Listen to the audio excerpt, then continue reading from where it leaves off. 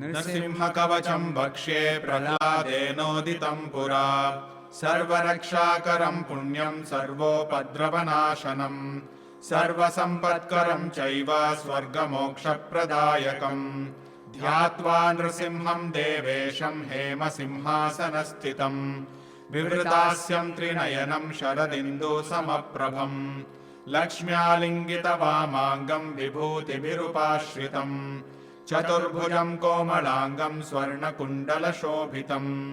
श्रिया सुशोभितोरस्कम् रत्नकेयूरमुद्रितम् तप्तकाञ्चनसङ्काशम् पीतनिर्मलवाससम् इन्द्रादिसुरमौलिष्ठः स्फुरन्माणिक्यदीप्तिभिः विराजितपदद्वन्द्वम् शङ्खचक्रादिहेतिभिः गरुत्मता च विनयात् स्तूयमानम् मुदान्वितम् स्वहृत्कमलसंवासम् कृत्वा तु